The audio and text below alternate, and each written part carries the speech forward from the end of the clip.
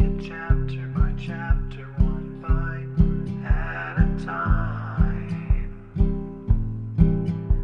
So many adventures and mountains we can climb. Take it word for word, line by line, one bite at a time.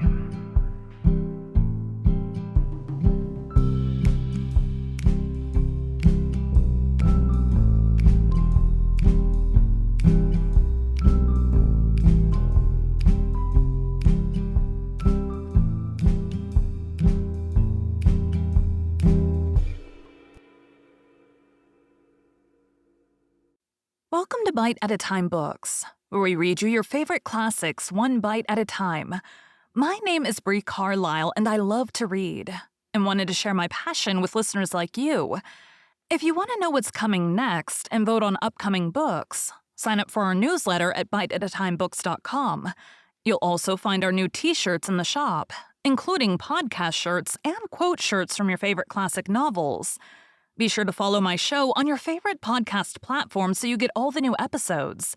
You can find most of our links in the show notes, but also our website, biteatatimebooks.com, includes all of the links for our show, including to our Patreon to support the show, and YouTube, where we have special behind the narration of the episodes.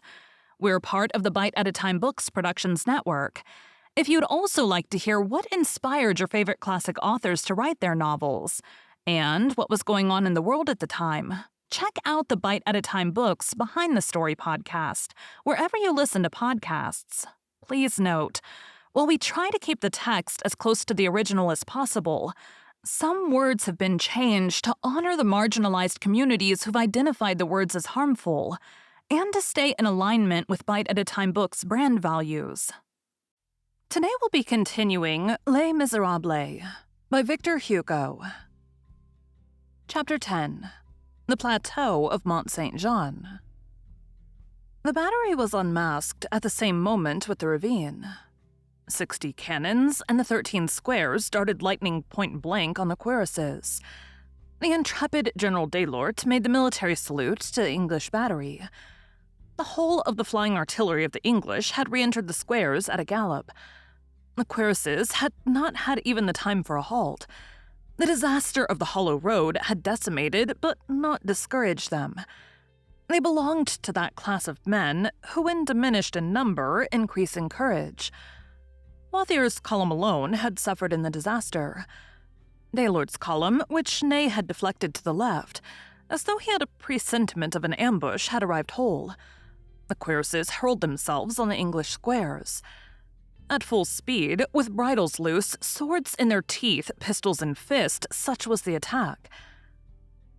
There are moments in battles in which the soul hardens the man until the soldier is changed into a statue, and when all this flesh turns into granite. The English battalions, desperately assaulted, did not stir. Then, it was terrible. All the faces of the English squares were attacked at once. A frenzied whirl enveloped them. That cold infantry remained impassive.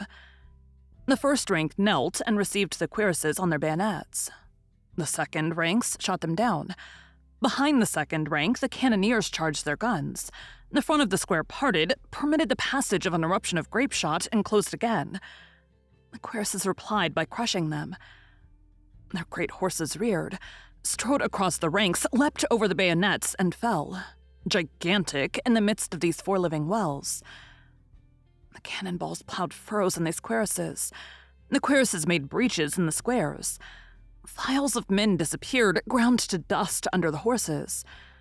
The bayonets plunged into the bellies of these centaurs. Hence, a hideousness of wounds which has probably never been seen anywhere else. The squares, wasted by this mad cavalry, closed up their ranks without flinching. Inexhaustible in the matter of grape shot, they created explosions in their assailants' midst. The form of this combat was monstrous. These squares were no longer battalions. They were craters.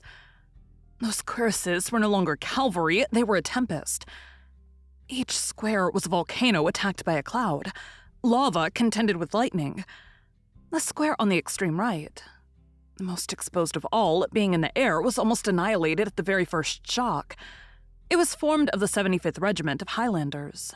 The bagpipe player in the center dropped his melancholy eyes, filled with the reflections of the forests and the lakes, in profound inattention while men were being exterminated around him, and seated on a drum with his pibroch under his arm, played the Highland airs. The Scotchmen died thinking of Ben Lothian, as did the Greeks recalling Argos. The sword of a cuirassier, which hewed down the bagpipes and the arm which bore it, put an end to the song by killing the singer. The cuirasses, relatively few in number and still further diminished by the catastrophe of the ravine, had almost the whole English army against them. But they multiplied themselves so that each man of them was equal to 10. Nevertheless, some Hanoverian battalions yielded. Wellington perceived it and thought of his cavalry. Had Napoleon at that same moment thought of his infantry, he would have won the battle. This forgetfulness was his great and fatal mistake. All at once, the cuirasses who had been the assailants found themselves assailed. The English cavalry was at their back. Before them, 2 squares. Behind them, Somerset. Somerset meant 1,400 dragoons of the Guard. On the right, Somerset had Dornberg with the German light horse, and on his left, Trippe with the Belgian carabiners. The cuirasses attacked on the flank and in the front. Before and in the rear by infantry and cavalry had to face all sides. What mattered it to them? They were a whirlwind. Their valor was something indescribable. In addition to this, they had behind them the battery, which was still thundering. It was necessary that it should be so, or they could never have been wounded in the back. One of their cuirasses, pierced on the shoulder by a ball from a Biscayan, is in the collection of the Waterloo Museum. For such Frenchmen, nothing less than such Englishmen was needed. It was no longer a hand-to-hand conflict. It was a shadow, a fury, a dizzy transport of souls and courage, a hurricane of lightning swords. In an instant, the 1,400 dragoon guards numbered only 800. Fuller, their lieutenant colonel, fell dead. Ney rushed up with the lancers, and Lefebvre Desonnet's light horse. The plateau of Mont-Saint-Jean was captured, recaptured, captured again. The cuirasses quitted the cavalry to return to the infantry. Or, to put it more exactly, the whole of that formidable rout collared each other without releasing the other. The squares still held firm. There were a dozen assaults. Ney had 4 horses killed under him. Half the cuirasses remained on the plateau. This conflict lasted 2 hours. The English army was profoundly shaken. There is no doubt that had they not been enfeebled in their first shock by the disaster of the Hollow Road, the cuirasses would have overwhelmed the center and decided the victory. This extraordinary cavalry petrified Clinton, who had seen Talavera and Badajoz. Wellington, 3/4 vanquished, admired heroically. He said in an undertone, sublime. The cuirasses annihilated 7 squares out of 13, took or spiked 60 pieces of ordnance, and captured from the English regiments 6 flags, which 3 cuirasses and 3 chasseurs of the Guard bore to the Emperor in front of the farm of La Belle Alliance. Wellington's situation had grown worse. This strange battle was like a duel between 2 raging wounded men, each of whom, still fighting and still resisting, is expending all his blood. Which of the 2 will be the first to fall? The conflict on the plateau continued. What had become of the cuirassiers? No one could have told. One thing is certain, that on the day after the battle, a cuirassier and his horse were found dead among the woodwork of the scales for vehicles at Mont-Saint-Jean, at the very point where the 4 roads from Nivelles, Genappe, La Hulpe, and Brussels meet and intersect each other. This horseman had pierced the English lines. One of the men who picked up the body still lives at Mont-Saint-Jean. His name is De Hayes. He was 18 years old at that time. Wellington felt that he was yielding. The crisis was at hand. The cuirasses had not succeeded, since the center was not broken through. As everyone was in possession of the plateau, no one held it, and in fact it remained, to a great extent, with the English. Wellington held the village and the culminating plain. Ney had only the crest and the slope. They seemed rooted in that fatal soil on both sides. But the weakening of the English seemed irremediable. The bleeding of that army was horrible. Kempt on the left wing demanded reinforcements. "There are none," replied Wellington. "He must let himself be killed." Almost at that same moment, a singular coincidence which paints the exhaustion of the two armies. Ney demanded infantry from Napoleon, and Napoleon exclaimed, "Infantry? Where does he expect me to get it? Does he think I can make it?" Nevertheless, the English army was in the worst case of the two. The furious onsets of those great squadrons with cuirasses of iron and breasts of steel had ground the infantry to nothing. A few men clustered round a flag marked the post of a regiment. Such and such a battalion was commanded only by a captain or a lieutenant. Alten's division, already so roughly handled at La Haye Sainte, was almost destroyed. The intrepid Belgians of Van Kluze's brigade strewed the rye fields all along the Nivelles road.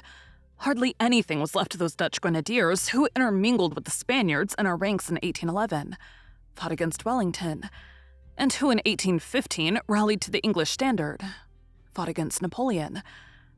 The loss in officers was considerable. Lord Uxbridge, who had his leg buried on the following day, had his knee shattered.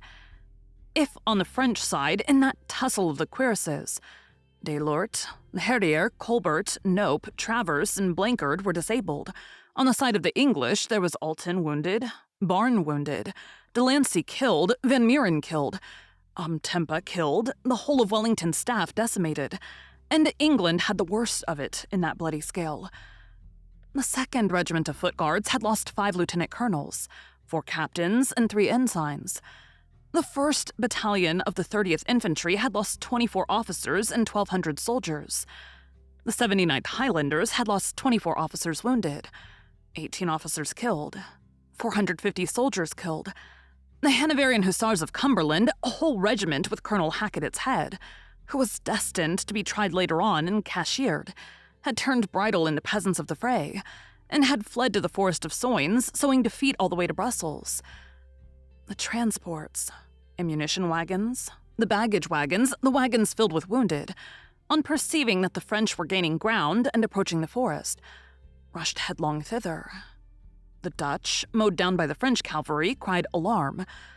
From Vert Caucau to Grenadier, for a distance of nearly 2 leagues in the direction of Brussels. According to the testimony of eyewitnesses who are still alive, the roads were encumbered with fugitives. This panic was such that it attacked the Prince de Condé at Mechlin and Louis XVIII at Ghent. With the exception of the feeble reserve echeloned behind the ambulance established at the farm of Mont Saint Jean, and de Vivien's and Vandeleur's brigades, which flanked the left wing, Wellington had no cavalry left. A number of batteries lay unhorsed. These facts are attested by Siborne, and Pringle, exaggerating the disaster, goes so far as to say that the Anglo-Dutch army was reduced to 34,000 men. The Iron Duke remained calm, but his lips blanched.